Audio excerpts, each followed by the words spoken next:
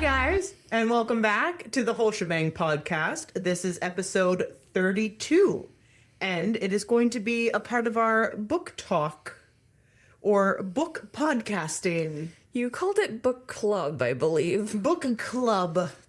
So if you haven't caught it, we did an episode last season where we had recommended books to each other, and we're reading those books. Read those books. At 3 o'clock this morning, I finished. And are now recording our reaction. So the books that we had recommended, we had not read ourselves previously, and we thought we'd keep this going. So we are going to give you our thoughts on the books that were recommended that we read, and we are going to recommend new books. Yes. I had a whole list of thoughts about the series I wanted to complain about, and you haven't finished it. You just finished the first one, so I can't talk about it without spoiling things. See, you only said read the first book, and I did, and I am going to continue reading the series. So I casually gave you the whole series. I know. You just, here's all my books. They're signed copies. If anything happens... Just the first two. Yeah, just the first two. But yeah, if anything happens, I will hurt you. Yes. Anyway, love. And so, whose book do you want to get into first? Doesn't matter. I'm very fresh because, again, 3 o'clock this morning, I finished reading it. Okay, let's get into the book I recommended you then, which was The House Witch by Delamark. Yeah. Spoiler alert. Yes, spoiler alert now for The Kitchen Witch and The Iron Gauntlet, or The Iron...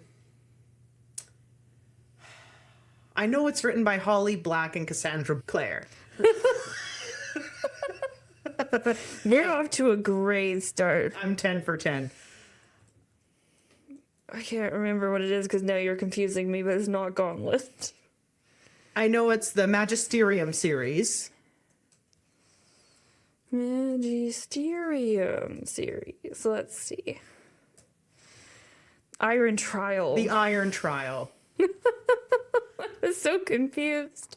I was like, I just read this a couple months ago. I should know. And you also called it The Kitchen Witch, but it's called The House Witch. We're off to a great start. It's been a great day. We'll just redo that. No, we're keeping that in. Okay, fine. The House Witch and The Iron Trial are the books that we had recommended to each other. Yeah. And so we're going to start with The House Witch. Do you remember anything from The House Witch? Yes. Okay, good. So I finished it, like I said, at 3:30 this morning. I'm a little tired. Thanks, Bailey. I was at the point where there's like 5 chapters left. And at that point, you just can't stop. So it was good. I wouldn't call it my favorite book. But it wasn't boring. I found that it itself read a lot like fan fiction. Yeah. The writing and the character development were very underdeveloped. It takes a while to progress. So I want to know what happens next. I am going to order the next 2 books. I'm invested in the storyline, which is nice, and the relationships that are being built.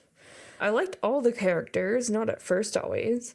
The king and queen are super cute. Usually when you have royalty in books, they're jerks. These 2 are freaking adorable. The king and queen and their son is so cute. And I like the little group that Finn, the main character, has built, including the knights. I think they are hysterical. I like that he's drinking buddies with the king. I think that's really funny, and their little shenanigans. I do wish that there was a whole chapter about like where I actually got to experience the shenanigans and not just like secondhand hearing about it. But I do like that he coaxed the mage into making a bunch of fountains and then they couldn't find them all. So that does happen in that book. I was laughing out loud at that part as I read it. And it is something that you need to read because whatever voices you make up in your head for these characters, you can't listen to somebody else say it. You need to read it and then hear the characters' voices in your head.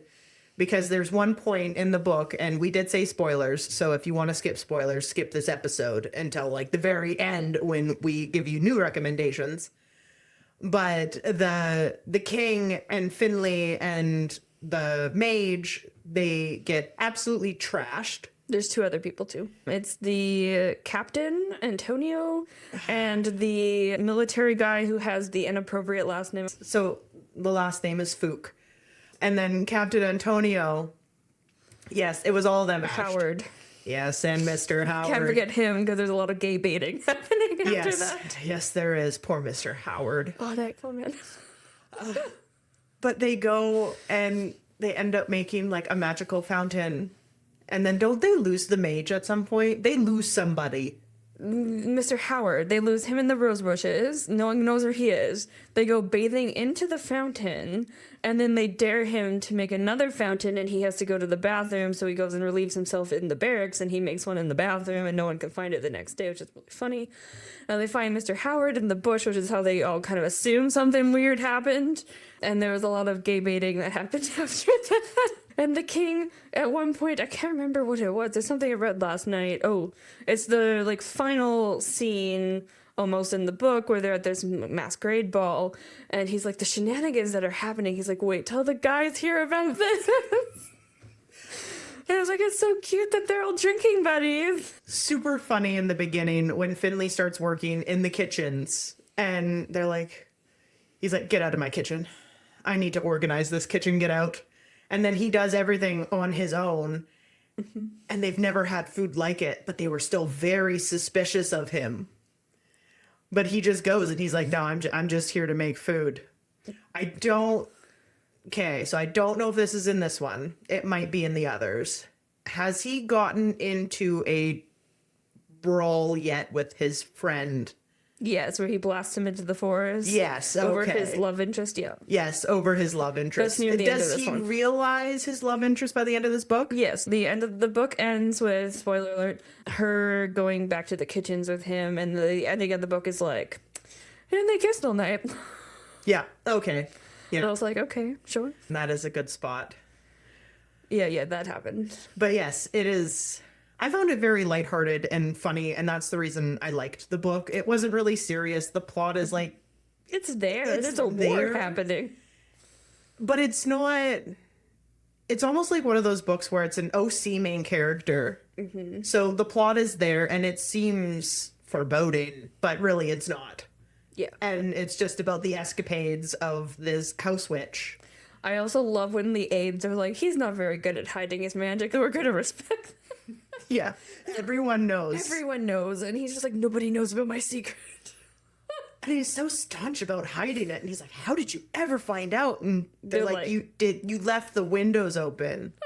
We could see what you were doing, but we were And he's like, casually, sometimes a knife will move around behind him on his own, and he doesn't realize he's doing it, and they're all just like, we didn't see nothing. and everyone respects his choice. They're like, he'll tell us when he's ready. It's really funny.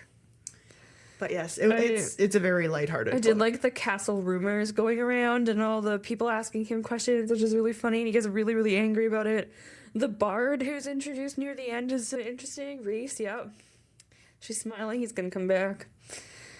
I'm glad it ended with the love interest and him getting together, but it was getting annoying.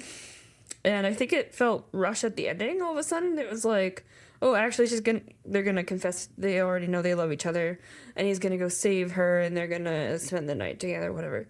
And I was like, does it really need to happen just abruptly like this, though? Like, it's been played out for so long that you're just gonna suddenly have them get together just for the sake of getting them together to satisfy your readers. Like, I don't know. I didn't need it to happen in this book. So in the next books, the love interest does some stuff to piss her off. I mean, it wouldn't take much. She's kind of testy, and he's kind of prone to pissing people off. Yeah. But in the next book, they're from very different lifestyles. Mm-hmm. And it comes out in the next book, and then they have tension over that. I wasn't on the edge of my seat when they were having their little spats or quarrels or whatever. The theme of this book is you read it, it's lighthearted, it's funny, and it's going to stay that way. It's not egging you on just to switch around at the last minute and like break your heart. I just felt the last few chapters, and maybe because it was 3 a.m, it just felt rushed to me, where all of a sudden there's like this masquerade, because the author spends so much time building up to even just these really minuscule events and like really laying down these foundations, and this masquerade ball had been something hinted at like halfway through the book already, and then all of a sudden it just happens. And it's like, well, where did all the fluff go from before? And I found that with all of the main, like, plot events. Like, there's a scene where there's a water magician, and he has to, like, save her from drowning. And it just, like, it happens so abruptly, whereas everything else is really drawn out, and it just feels out of place for the story. That was my big complaint. I was like, I like the plot, and I like that there is plot, and, like, these events happening, but I need them a little bit more, like, contextual background information almost, because it just happens and then it's over and then that's that. Yeah, that was actually one of my main problems with the book too, is because I would say, like, plot turning point, like things that contribute to the plot of the story are over in like half a chapter or ignored completely. Like, his mother comes to the castle and then everyone's just like, oh yeah, it's his mom. And, like, I would have loved to have a scene, even, where his mom meets his aides and they're like, how are you so nice when he's such a dick? Yeah. Like, that would have been hilarious. And it felt like a missed opportunity where they're like, oh, yeah, that's her. And I was like, come on. And I find they give us a little into his backstory. But for him to be like that, I needed something, because Finley in the books is very blunt and very like, oh, my magic, I don't want to show my magic. It's something that I don't like about myself. And then all it does is show us a scene or a little bit about how his father wanted him to learn magic, like especially fire magic. And when Finley found he had the powers of a house witch, he kind of just went, oh, this is all I'm good for. And, like, he had a teacher that kind of went on that too, but it's not really explained. Like, there wasn't many instances that they gave to give him more of a complex about it. Yeah. So the entire time I thought, because he was using magic at the castle, he's never reserved about using magic. No, it's just about people seeing it. And I get it, because he does explain, like, there seems definitely like there was a situation that's kind of hinted at in this book where in the past he didn't use magic to save someone because he couldn't, because he wasn't in his home, and the whole thing is that he can only use magic in places he considers like a home. And people were really mad that he didn't use magic to save this person, and he's really concerned about when they find out, are they just going to assume that all their problems can be magicked away by his power, and they're going to put that pressure on him, where if it doesn't turn out, they're going to have such high expectations that they're going to hate him. And I kind of get that. Like, that makes a lot of sense. And there does actually come a time in, I believe it's book 2, where that kind of comes back around to bite him. But again, it's not something, when they do address it, that is drawn out. It happens within one chapter and it's solved, kind of thing. I do like the magic system. I think it's kind of fun. So you have like the witches versus the mages. I do like, again, of the rumors that he started the phrase son of a mage, which is hysterical. And there's a lot of contention there that I think is kind of fun banter. And they do seem to get along near the end. Like they hate each other, but it's like our relationship. It's love-hate. The cat named Kraken. Oh, I love Kraken. I love that name for a cat, and I want a cat named Kraken. The chapters are interesting. I feel like there's going to be more in the future because we only get 2 in the book. Of Kraken? I have something that could spoil it. Nope, don't. Okay. Because I resist. What are the 2 chapters on Kraken? He joined the gang. The cat gang. Okay, yes. He does join a cat gang. And he's aware that there are people hiding in the city who are the enemy. Okay. But, like, I know it's going to get much more dramatic cat-wise. Because he's training now with... Is his name Fat Tony? I don't know. It's something. It's like Fat Tony. Name. Oh, it's Paws. Paws is, like, his mentor. He's in the, like, cat lady house. Yes, and I think Fat Tony is in the book, and he's, like, a rival of Kraken. Yeah. So, yeah, it's a good setup for the next book. I was happy that they got together at the end. I mean, it was forced. It felt forced. But I was glad that, like, right now I don't have time to read or move to the next book right away. And I don't feel like I'm at the edge of my seat, like, oh my God, what's going to happen? Because, like, I want to know what's going to happen, but it's okay if I have to wait a couple weeks. And I'm not going to be like, oh yeah, I should do this now. I gotta do it now. I gotta go buy it now. I don't feel that, which is nice. No, it's, again, a leisurely read. So it's not something that as soon as you're done the first book, you have to go pick up the second book. You can sit on it a bit and then go to the second book. I think I stopped reading after the second. I needed to buy the third. Mm-hmm. And I haven't read the third one yet. I've read up to the second, but I haven't read the third. I do want to. I have it. But yeah, I have not read it yet. I should reread it. It was intimidating because the book is like 460 something pages. It took me a couple nights. I just didn't have a lot of time. Mm-hmm. So like maybe an hour or two every night for like a week. Except for last night. Last night I read for like 4 hours, but I need to get it done for today. But yeah, that was my thought. Okay. It was wholesome. I like the main character. He is a bit of a dick, which is kind of fun. The love interest girl, I'm not like, oh, it has to be her. Like, I'm not invested in their relationship, but also I think she's cool. I think they made her the coolest character. Like, she's a spy. And she seems to have a really complex background. I hate her brother. He's probably the only character I don't like. But they made him dance with the bard, so that was good. There's a lot of really stupid shenanigans where I'm like, oh yeah, I can see this as an anime that Bailey would watch. Yeah, it would be. 100% I'd watch that anime. Yeah. Yeah, it was good. And so on the end tail of that light, fluffy book that I gave you to read, we'll switch over to the one that you gave me to read. It was short, and it actually was very good. You're welcome. Character development and stuff in the book, fantastic. There's a lot. So There's a lot of characters.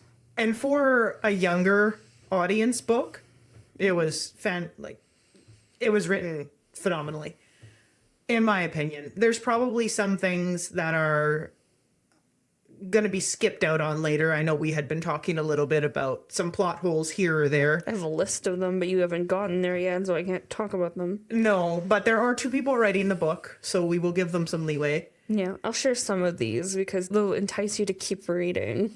Well, okay, do you want to go over what your book was that you recommended again? Sure. So I recommended the Magisterium series, the first book, which is The Iron Trial.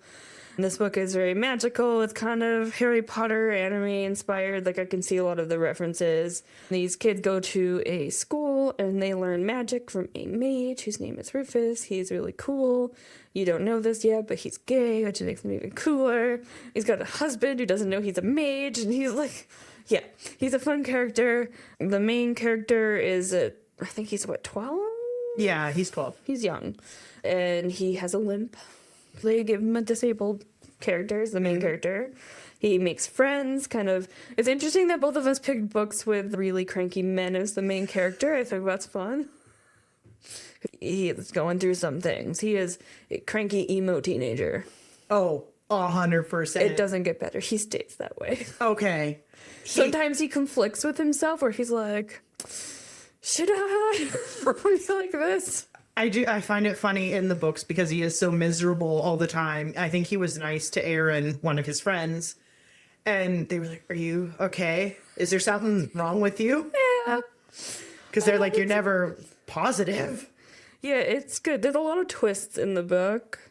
So again, yeah, spoiler alert, because there's going to be a lot of spoilers when we talk about it. What did you think about it? Yes, I really enjoyed it. I did like that they gave him a limp like they did a disabled character. And a wolf. I love the wolf. Havoc. Yeah. I love him. I also love how he gets up to his shenanigans because I don't want to say he intentionally does them, but he sort of does. He just runs into these situations like when he found the wolf Havoc. They were coming back after fighting literally wolves. And he was like, oh, one of these must have been your mother. I'll just hide you in my coat and smuggle you back into the caves. And he's chaos ridden, which means a chaos mage put chaos into him and can control him. Yeah.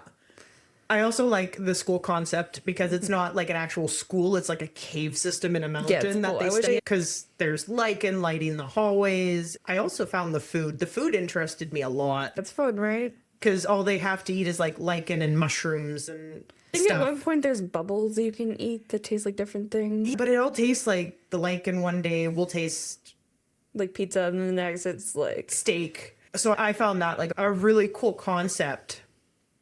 Story-wise, it was really good. I don't really like his father in the first book. That's fair.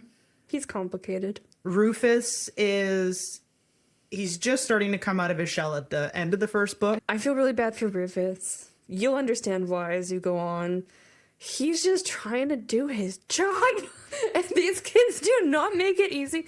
And actually, I really didn't like his dad in the beginning. And when I read it as a younger person, I didn't like his dad.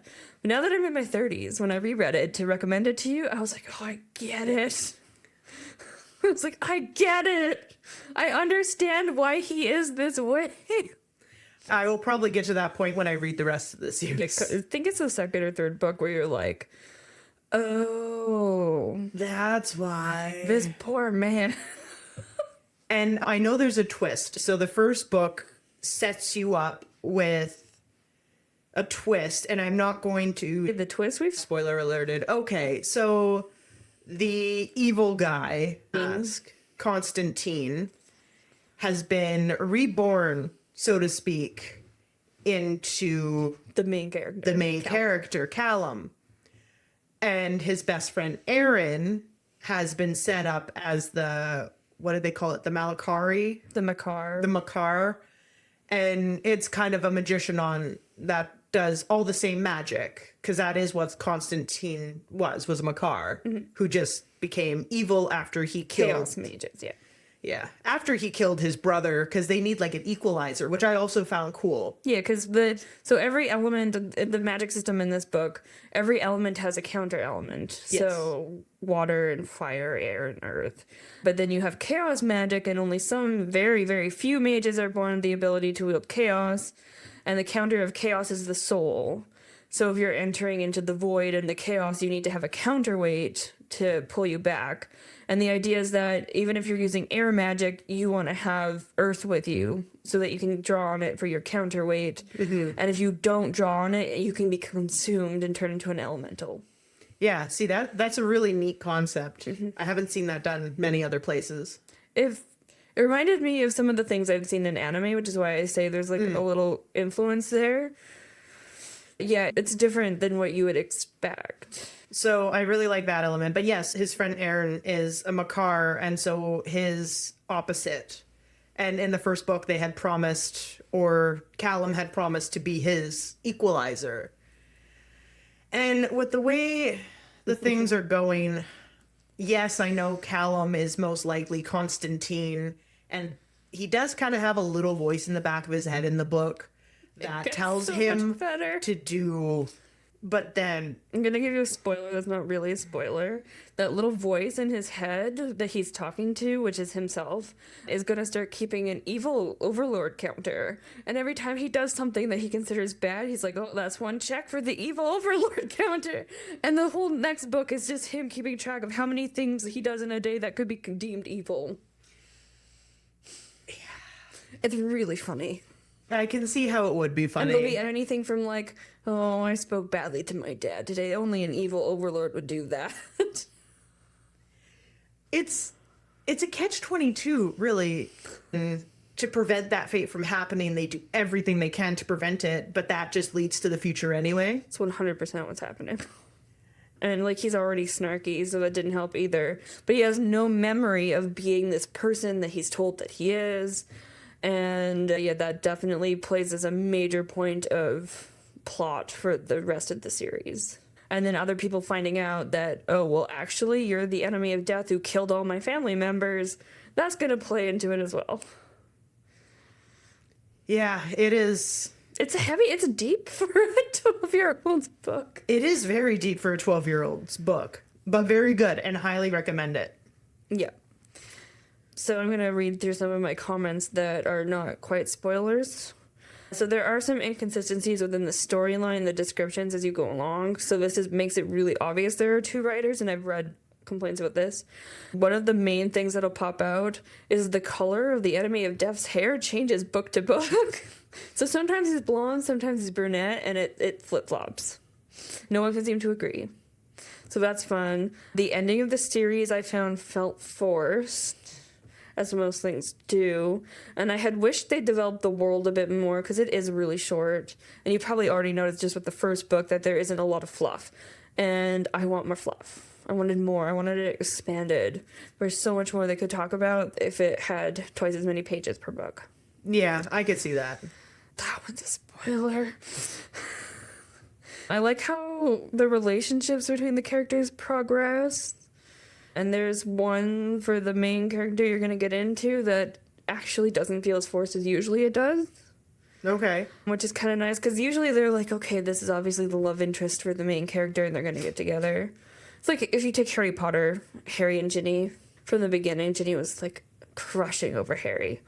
And it just kind of, yeah, it doesn't work as well. But this, like, it makes sense and you can see it progress. And it actually kind of reminds me of the relationship in The House Witch, where it's like he's really scared to be in a relationship because he is the enemy of death. And how could you love me if I'm a villain? Which is kind of interesting. The timeline also gets a little confusing in the later books. So we start time skips. Oh, okay. And at one point, it's really hard to tell how long it's been. Because he's, like, in one location for months, and it'll be, like, between the books, it'll be, like, I've been here for months. Well, what's happening in that time? You don't know, and they don't tell you. And there's not enough explanation, I found. So the whole book that really focuses on the part where it's like, okay, this is your ability, you have this effort of controlling chaos, and I find it does describe it enough, but not quite enough when they start expanding on these possibilities with it. So it'll get much more complex, and they don't explain it enough. Where you definitely will probably have to read something twice. Probably. Yeah. That was my complaint. But it's good. There's a lot of catches, there's a lot of spins and turns yet to come for you. A lot of cliffhangers. And I'm actually looking forward to it. It was a really good book to read. Master Joseph is an interesting individual.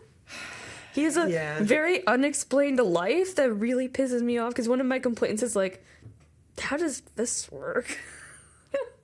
And it involves Master Joseph, because he's around. He stays around for a while. And there's a lot of really confusing things with that man. And they don't explain it ever. So if you have questions about Master Joseph, don't think you're going to get an answer. Oh, okay. You'll get a very vague answer, but most things... I mean, at the current time, my only question for Master Joseph was, why Drew? He sacrificed his own son. Yeah. But he was like, hey, my lord, if it's what you want. And then Callum was utterly confused. That comes up again. Yeah. And you never get an explanation. And one of my complaints actually is Drew actually his son? What happened to the mother? Like, and Drew. Isn't he like an old man? Like, where does this kid come from? Did he adopt him? Because there's another character who he does kind of seem like he adopts, and Constantine is one of them too, where he's kind of like a father figure to them. So, like, is he really your biological son? Was he an adopted son? Yeah, I don't know. Random kid who likes horses you found on the side of the street, because that's kind of what it seems like with the next one you meet. Like, does he go for kids that likes horses? No. One of the books, the thing is the last one, you actually get to go into the household where Constantine used to live, like his castle. Oh. Each of these characters who are related to Master Joseph or like part of the gang all have rooms themed to them. For some reason, poor Tamara gets put in a lot of frilly dresses at this point. She's really not happy about it. It's really funny. They make Callum stay in Constantine's room, and he's like, I can't do this. Because it's super dark and drab, and he's just like, this isn't me. But it is. And it's really funny. But then they go into Drew's room, and Drew's room is just horses everywhere. It's kind of interesting because part of his persona was this like horse-loving, weird kid, but that's actually true. He was a horse-loving, weird kid. And it's hilarious. Who died. So, who dies horribly. It was a horrible death. Like, for a kid's book? Holy moly. It gets worse. Yay. There's a lot of trauma, sorry. You're welcome. Yay. Love you. I can't wait for you to read the rest of it so I can complain about it. I will have to finish those. Stop yawning on I'm the podcast. sorry. You're gonna have to make a compilation of all the times you yawn on the podcast. Ding, ding. So, after all that, we are going to have to recommend new books to each other because as we finish off the series that we have now recommended, we will need another one. Something for next Christmas to read over before we do year 3, if we do year 3. Yes. So, Do you want me to go again and then back to you, or do you want to keep going? I can keep going. Okay. So, I'm going to give you an option Oh, I got options. of 2 books. I know, but I can't decide. So, one book that I'm going to recommend you is called Airs Beneath the Moon by Toby Bishop. So, the synopsis for that book, so it's a part of a saga. It's a horse mistress saga. So, it's a horse book. I found many. I have very many horse books. This one I really liked, and it caused problems for me when I was a child. Yep. Because as I was reading this book when I was young, in say grade 7, 8, I can't remember, I was very influential. And the little snippet on the second book in the series, which I can't find the first book anywhere, is sometimes you have to forget what's proper and do what's right. And so I do believe that that is when I started back-talking my teachers when I thought they were wrong. Anyway, Airs Beneath the Moon. It tells the story of Larkin Hamley, a farm girl who discovers and bonds with a rare winged horse, forcing her to attend the Academy of the Air to train. Despite the strict rules and dangers of their world, the book blends classic fantasy with themes of music and social science fiction, exploring the unique bond between a girl and her winged horse in a world where they are prized and controlled by royalty. So, basically in this book, Lark, who is a farm girl, is never supposed to have a winged horse. But she ends up finding a mare, and the mare gives birth to a foal, and she bonds with the foal. And when they find the foal, they can't separate them because the separation of a foal, once they're bonded, they're bonded. It's kind of like Aragon series, they'll die if they're separated kind of thing. So Lark then gets sent off to this academy of posh rich girls who she has no idea how to interact with. And This also kind of aligns with your anime choices, yep. yeah. So she's forced to go to this school and learn all these things. There's some really... I don't know if I should say it, but basically no men can touch these horses. They all have to be looked after by women. If a man touches the horse goes utterly berserk. They're not allowed to handle them. They're not allowed to do anything. And so basically they are used as wing fighters in war, but yes, controlled by the royalty. Interesting. And there were instances in the books where girls, once they reach a certain age, want to become active with the opposite sex, and they can't. If they get pregnant, they can no longer bond to their horse, and their horse has to be killed. You have an interesting childhood, my friend. It's very dark, and then there is somebody in the book who is an interesting character, and his name is William. See, I'm just recommending wholesome stuff again. We kind of flip-flopped around. Right? And William wants to ride the winged horses so bad. He's, I think, a lord. I haven't read these books since probably I was in grade 7 or 8, so like... Wow. 12 or 13, so it's been a while. I do want to reread them. And he does things to himself Oh. to be able to ride, and they do end up like going into a war and stuff like that. I think I know you are, why you are the way you are now. It is a fantastic read. I do quite recommend it. Well, you were reading that. I was reading Harry Potter. Yeah. Those are the kinds of... Yeah.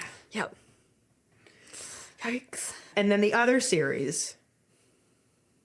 Or save it for the next recommended one. No, because I do want to give you a choice. Because of the fact that this book is a horse book and I'm very much a horse person, it may not be up your alley.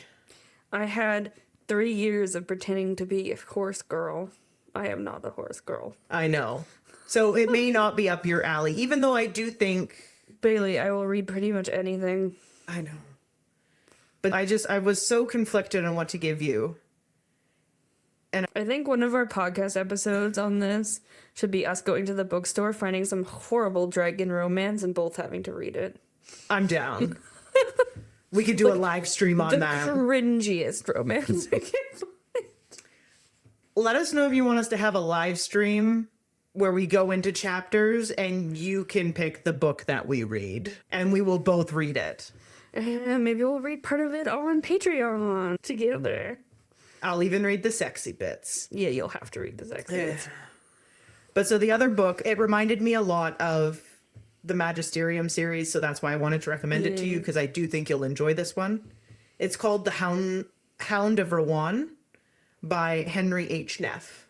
Yes, and it is a part of the Tapestry series, a middle-grade fantasy novel about a boy named Max McDaniels, who discovers he has special abilities after finding a mysterious Celtic tapestry.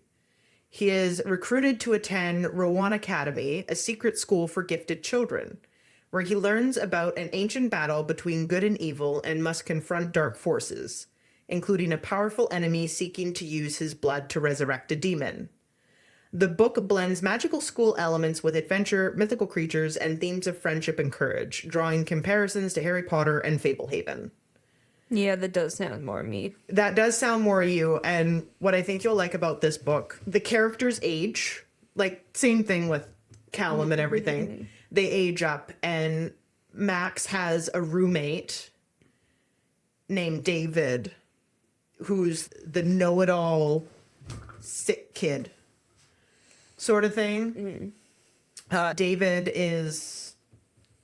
They become fast friends, but you can see the areas of jealousy because they both excel at different things. Okay. Max is more of the jock and strength, and David is more of the brains. But Max always gets dragged into David's stuff because David can't do what Max can do.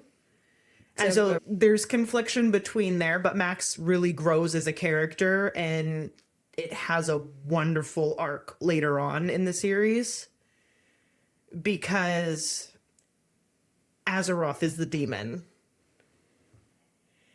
And I have read and listened to this series so many times. Even now, I was actually considering listening to it again at work because it is so good. And it takes you, it is fantastic. I love your Chef's way of kiss. recommending books. You're like, it's just... Depending on the volume of is how good the book is. But it is Chef's Kiss. So I will give you the option between Airs Beneath the Moon, my horsey political I might book. be skipping your horsey political book for now, and maybe I'll read it on the next one. But yes, go for the Hound of Rowan then. Okay. Very much up your alley. Gotta finish the first series you recommended. I know, same here. So the book I am recommending, this is a very special book to me. So this is the first full chapter book I read on my own without my mom reading it to me. She used to read to me every night. We read Del Toro Quests together, which I've been slowly trying to find because she got rid of all of those books and I want them back so I can reread them. This is the first chapter book that I ever read on my own. And I used to hate reading because I was kind of forced to do it as a kid and I was really bad at it. Dyslexic slightly and all that. And I'm just, apparently a terrible student. But this was the moment for me when I realized reading wasn't a chore and it was actually fun. And listening to my mom read was one thing, but actually doing it myself was very rewarding. And getting through this gigantic chapter book, which to me at the time, I don't know, I was maybe 9, was a huge deal. And I actually bought it in the airport on my way to visit my aunt and uncle in British Columbia when I traveled with my grandmother for the first time. And so it's a very special book. It is my first book, my first love. It's called The Serpents Egg. And her name is very fancy. It's Fitzgerald McCarty. Okay. She's Canadian.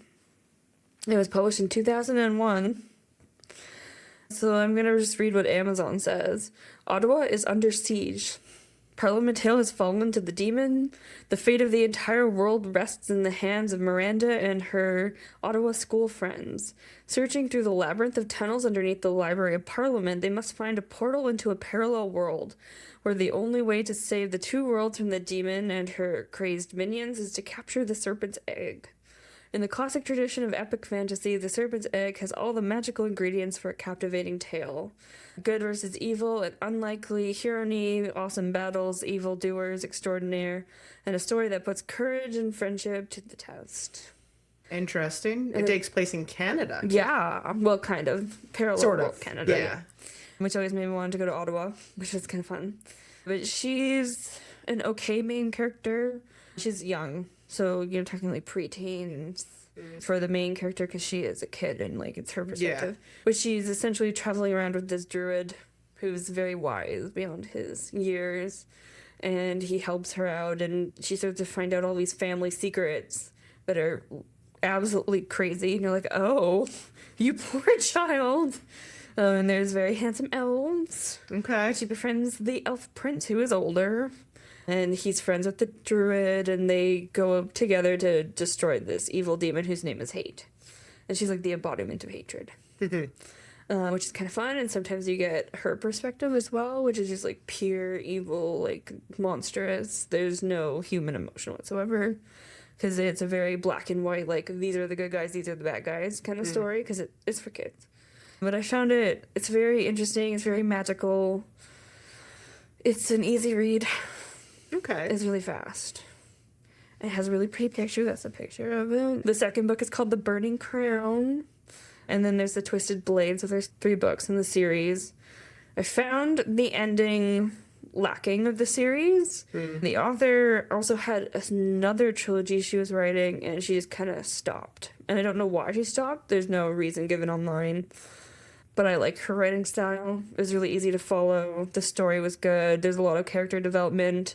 Her friends are great. One of her friends has a toy poodle, and I think you'll appreciate that.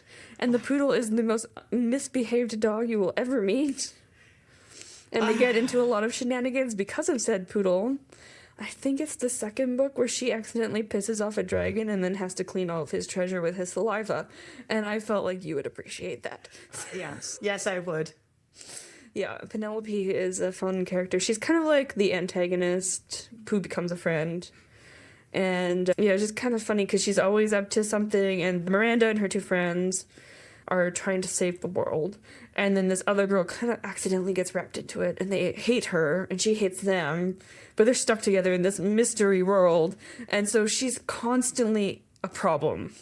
They have to bring her along. They can't just leave her around. And later on, she develops into this character who can actually be helpful, but accidentally usually. She's 100% comic relief. But they do spend some time in Ottawa.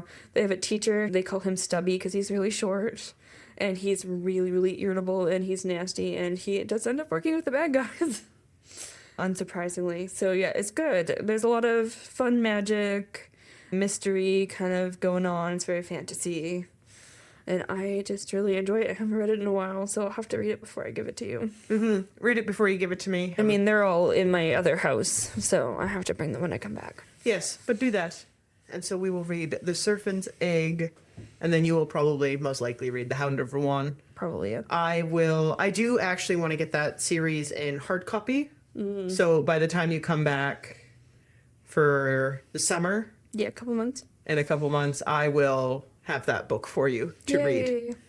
So those are recommendations. Follow along and let us know about that live in the bookstore. Do you want to hear us read spicy romance? We obviously can't do that on YouTube, but if we have a Patreon, which we're thinking about setting up, so hey, special content. We could even put that stuff on OnlyFans.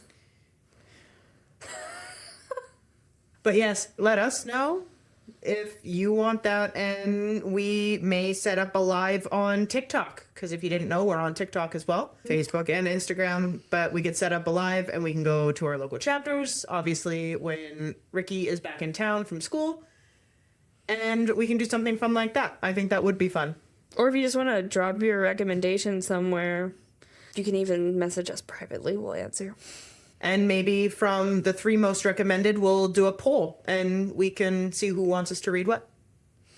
We're going to be in for some really crazy stuff. If anyone actually does do this. If anyone recommends, yeah. And if you are Vicky, because this episode's coming out right after the Coven episode we just did, please no sad mermaid things. You'll all know why in a couple months. There's just no more sad mermaid things. No more sad mermaid. No. But all right, guys, that's it for today's episode. Thank you for following along. Cheers.